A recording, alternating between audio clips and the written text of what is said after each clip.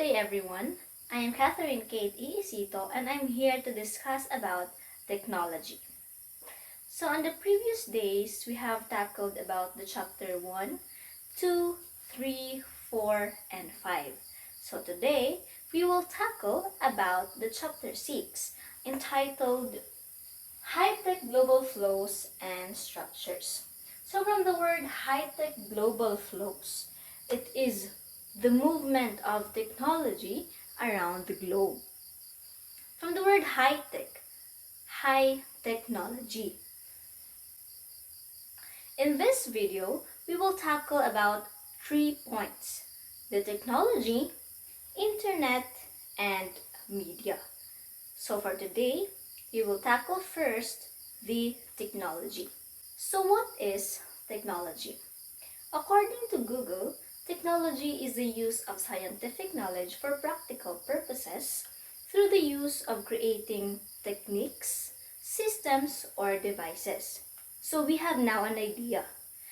Technology is a devices used in, for example, getting information from others. That is one use of technology. So now, technology. We find that the spread of knowledge and technology across borders has intensified because of globalization. So, the use of technology across borders has intensified. So nowadays, as a Gen Z or Generation Z, we are now in the era of using technologies. Dili na ta makatulog or dili na to mahuman ng isa ka adlaw na wala tay gamit na technology.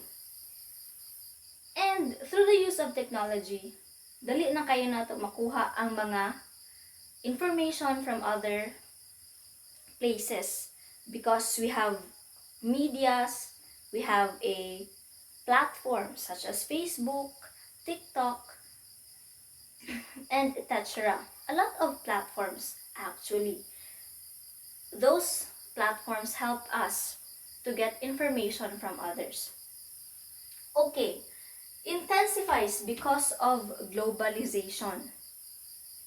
In emerging markets, the transfer of technology has helped to boost innovation and productivity even in the recent period of weak global productivity growth. So technology has helped to boost innovation and productivity of everyone. For example, the world's first container ship in 1951 allowed much more rapid loading and unloading of ships, transfer of containers between ships, and from ships to trucks or trains. So the world's first container ship, from the word container ship, it is a ship na nagsulod og mga containers. And inside that containers is the product mismo na i-deliver from one place to another. So instead na isa-isahon nimo ang product na i-deliver from here to there, so na-create ang container ship para madali ang trabaho. And this container ship also has a positive effect. One is, it cut the cost of transportation of goods by 100%. So, the transportation of goods from one place to another has cut for almost 100%. So that is one example of technology. Another is the monster ship. So, as the world has evolved, syempre mas daghan na ang gina-transfer nga products from one place to another. That's why the monster ship was created. So a monster ship can carry a container that are equal to carrying the capacity of roughly 20 miles of trucks. So, mas dali na ang transportation of goods because of the monster ship. Kay mas daghan naman ang iya ang makarga from one place to another. So as the world evolves, mas ning paspas ang technology. That's why na-invent na pod ang air freight. So what is air freight? From the word air, freight. So mauna siya ang ginapasakyan sa atong mga products through the use of airplanes. So the transportation of goods by aircraft or the air freight business. So through the help of air freight or airplane, mas paspas na ang pag-deliver sa product from one place to another. Instead na magulat ka sa ship for how many days or weeks, na ang airplane or ang aircraft na mas paspas niya i-deliver ang product. Although, mas barato lang jud ang transportation cost sa ships kaysa sa air freight. Moving forward, we have the Federal Express. So Federal Express, it is an innovative organization that creates computers for us to track our packages through jet planes and other conveyances. So through the help of Federal Express, we can now track our packages from one place to another. So for example, nag-order ka sa Shopee, and some of our parcels or packages came from China, Japan, or any place from abroad. So through the help of Federal Express or the FedEx, we can now track our packages from abroad or from abroad to here. Or kung asa nadapit ang atong packages. Sometimes when we check our Shopee app, we have our parcel has been delivered from this place. The parcel has arrived from Pagadian City. That is true Federal Express. Another example is the UPC or the Universal Product Code. So Universal Product Code began. So Universal Product Code began in grocery stores in US in June 1974. This has greatly expedited the movement of products from all over the world to warehouses and ultimately retail outlets across the world.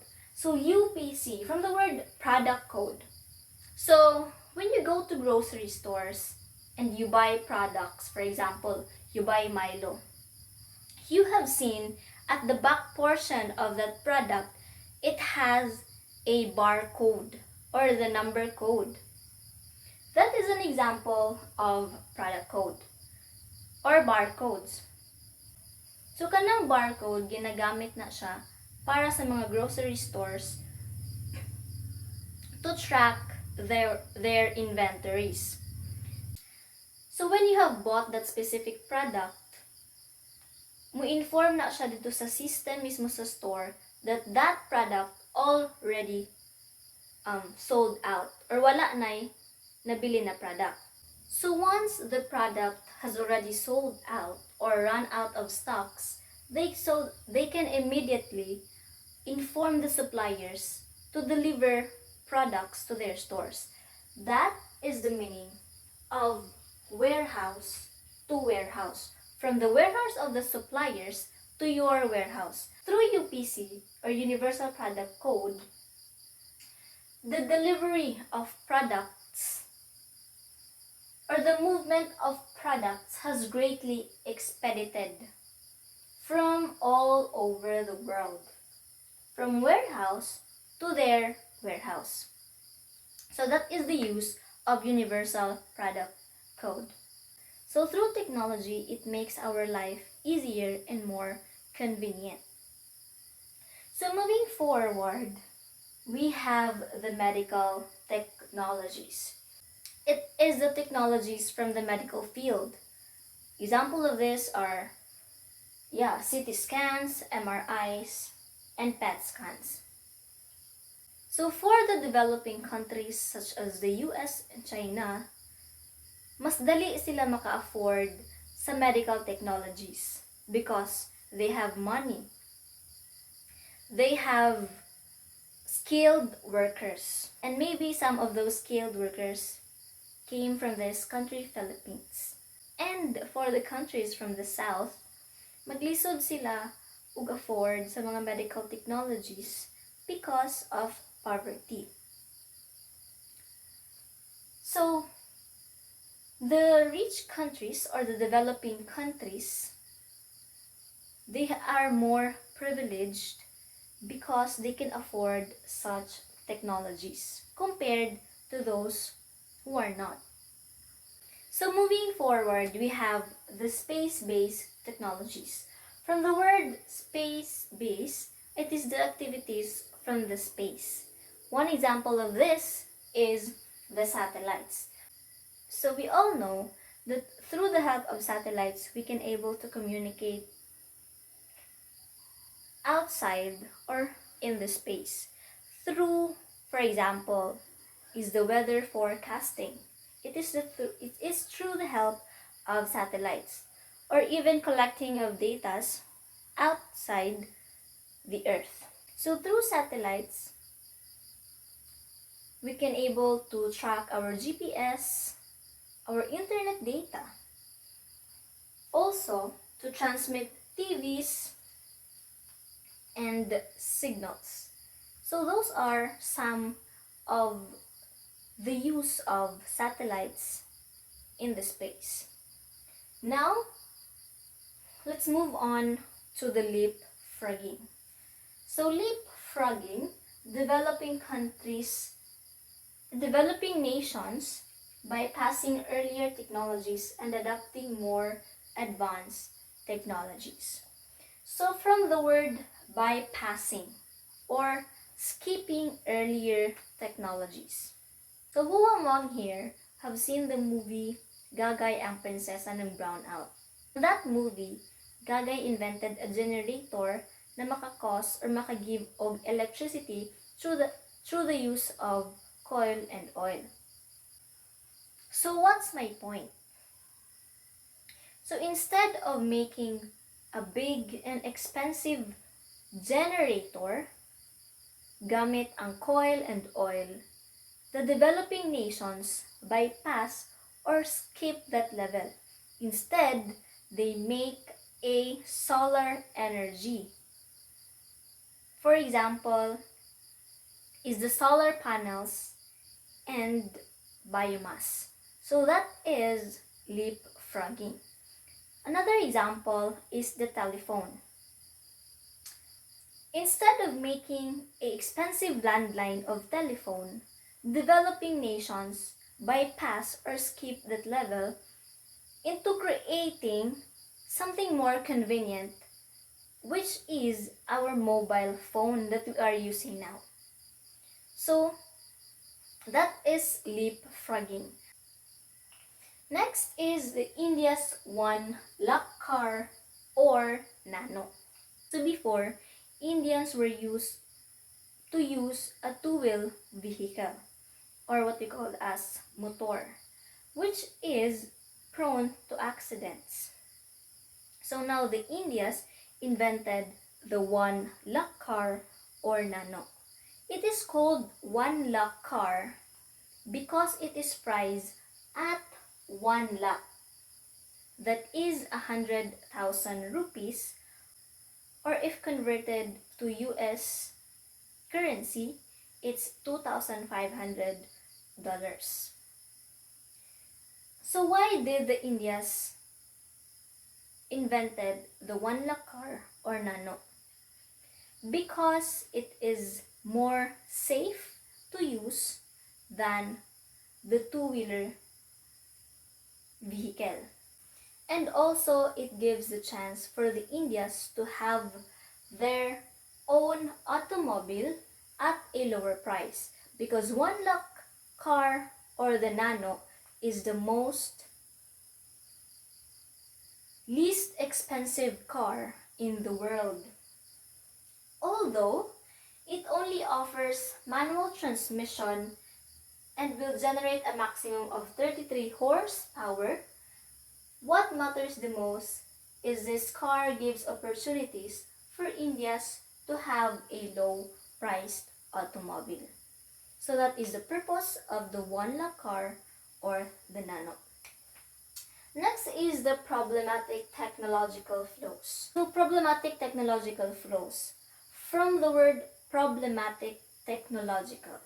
So it is the problems faced by the technologies. So prior to my discussion earlier, like the world's first container ship, the monster ship, the medical technologies, the one-lock car, those are the positive effect or outcomes of technologies. However, there are also a negative outcome or effect of technologies. One of those are spams and computer viruses, which will be tackled along with this video. So that's all for the technology. Moving forward, we have the media to be discussed by Renelin Pilapil. Good day everyone, I am Rinilin Pilapil and now we're going to discuss about the media. When we say media, it is a way of people to share information and ideas. It includes things like TV, radio, newspapers, internet, and also social media to communicate with others, not just to communicate, but also to get us entertained by watching movies and TVs, listening to radio, and also reading in a newspaper. Media imperialism. So, media imperialism is a form of cultural imperialism. Historically, Western, especially US media and technology, dominated less developed nations. So, when we say media imperialism means powerful countries controlling what other countries na ilang makita, mabasa, o malisten through music, TV, and the internet. Example, di ba halos ang makita nato sa atuang TV shows or American, Disney, Netflix, Marvel, CNN, and panagsara ta makikita og shows na sa atong country judikan mo na ang ginatawag nato na media imperialism. So media products text with multiple meanings. Viewers are active interpreters and not passive. Example, the TV show is seen as patriotic in the US but aggressive or anti-Muslim elsewhere. So this challenged the idea of media imperialism. The media were American. In 1977, Jeremy Tunstall authored a book entitled The Media Were American. Over 2 decades later, he published The Media Were American. Jeremy Tunstall argued that media were dominated or controlled by the American influence, meaning most of the world's movies, TV shows, and entertainment came from the US. This made smaller nations depend on American media products instead of creating their own. Long ago, ang US ang boss of global media. Almost everyone watched American movies, shows, and news. Example, kita naglantaw tag movie like the Titanic. Di ba nakalearn ta about sa ilang American lifestyle, fashion, love stories, dili lang kay ang ilahang lifestyle, fashion, love stories lang ang atong nakatunan. And also, we learn about their language. But now, America's power in media is getting weaker because other countries karon is naghimo na pud sila og own media, and also the internet gives people more choices. New global media. A rise of new global media giants, companies like Apple, Facebook, Google, Microsoft act as a new global powers. Media industries are dominated by a few huge corporations. So, ang new global media is ang ubang countries is nag-create na sila og ilang own media companies. Example, Bollywood in India makes more movies than Hollywood every year. It became a global hit showing Indian culture and heroes. So karon dili lang kay ang US but the other nations share their stories too. So the internet changed everything. Anyone can share information and can create content. So, indie media. Indie media emerged during 1999 World Trade protests allow activists to upload text, video, audio in real time, plays a major role in protests, and alternative news, promotes globalization from below. So when we say indie media or independent media, media from people creating their own news, not waiting for the big TV companies. So today, people use blogs, TikToks, and live videos, and Facebook to share the truth themselves. Thinking about the global media, McLuhan or Marshall McLuhan said that the world is like a global village because of media. We are all connected. We see the same news and shows instantly. Example, atong nailinog sa Cebu. Di ba nakita nato na kusog jud kaayo ang linog, maski nang uban nga naa pa sa CR is gavidyo Japon. So everyone share the same shock. Maunay gitawag nato na global village idea. So in Guidey Board, media creates spectacles that shape society. The news focuses on visual drama over importance. When we say spectacle, we news become entertainment. So today, news often focuses on what looks exciting, like mga trends, dili na ang unsa ang mas importante. Sa example, imbis na mag-focus sa serious issue, ang media is nagpakita pa noon sila og mga viral stories like the celebrity scandals. Frankfurt School. It is a group of German philosophers who wanted to understand how society and media affect the way people think and act.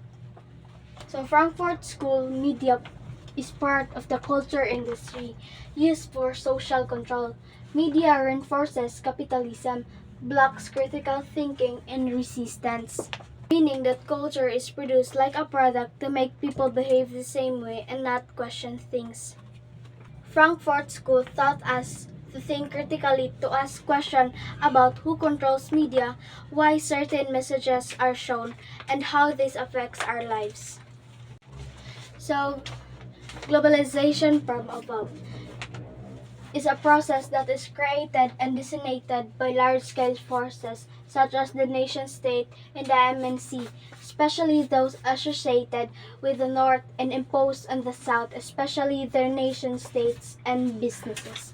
Example, large companies like McDonald's expand their business around the world. They promote Western culture, products, and lifestyles. This benefits the corporation and powerful countries like the US but can weaken the local business and traditions. So globalization from above is when rich countries or big companies spread their influence and control over smaller nations through trade, media, or technology. So globalization from below takes the form of individual actors and group of actors opposing and acting to oppose globalization in both developed and less developed countries. Example, when farmers ug ang mga small producers nga gikan sa laing-laing countries form a fair trade organization to sell their products directly to consumers. They are practicing globalization from below. This helps them earn the wages and resist exploitation by big corporations. So, ang globalization from below is when ordinary people or groups work together across countries to protect their rights, share culture, or support each other. That's globalization from below. So, when ordinary people or group work together across countries to protect their rights, share culture, or support each other. So, that's globalization from below. Now let's present the Internet. The Internet is one of several digital technologies that have all had a profound effects on many things including globalization. The Internet is a global system of interconnected computers networks that allows for the communication and exchange of information between billions of devices worldwide. Examples of the Internet include accessing the World Wide Web to browse website, news, social media, or stream entertainment like Netflix and YouTube. So, other digital technologies include computer, chip, semiconductor processors, and CDs and DVDs is a computer. Computer is facilitate data processing and communication. And next is chips. Chips is enable electronic device functionality. And third is semiconductor processors. Semiconductor processors is data processing, power, and devices. Last is CDs and DVDs is store digital information for feedbacks. Next is the internet, which emerged in the 1990s, has greatly influenced all aspects of life, particularly developed countries. Impact of the internet is seen in e-commerce, social media, and online education. So the internet is global because managed by multinational corporations and international organizations such as ITEL, FIFO, ICANN, and UNESCO. Next is online social network. Online social network is refers to the user platforms like Facebook, Twitter, MySpace, and others that let user create profiles, share and content, and connect with friends, family, or communications. And advantages online social network is communication, sharing, business productions, and disadvantage of online social network is privacy concern and cyberbullying, misunderstanding, and addiction. Next is involved communication networks and the creation of friendship networks among those involved. Web 2.0. Wikipedia, Blogsphere. So let's proceed prosumers. Prosumers, those who simulate produce what they consume. So example of prosumers, YouTube create and consume their own video content. So next is spam. It is unknown that spam is when the word Wild Web, but it is one of the clues that are a defining feature of globalization as it is considered as a global success in the sense that it stems from virtually everywhere.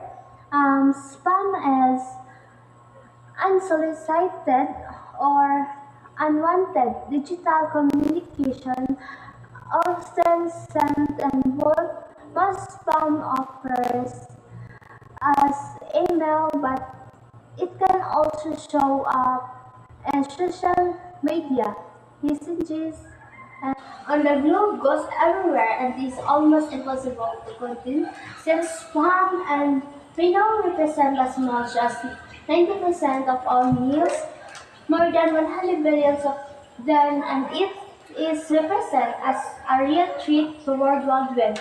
So next is computer viruses. Next is computer viruses. Computer viruses is a malicious program that affects a computer replicates itself and spread to other devices. It can or delete files, steal data, or hijack STEM processes. So,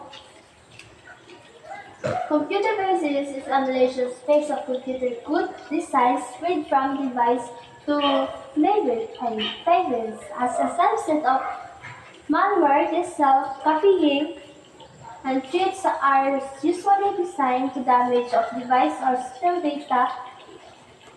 So next, let's proceed the internet in China. The internet in China has one of the world's largest internet user populations, but with strict government regulations known as the Great Firewall.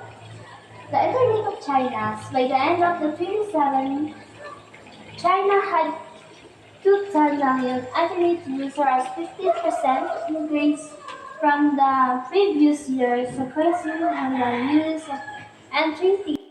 These Chinese internet users are mentally young with 70% under the age of 30.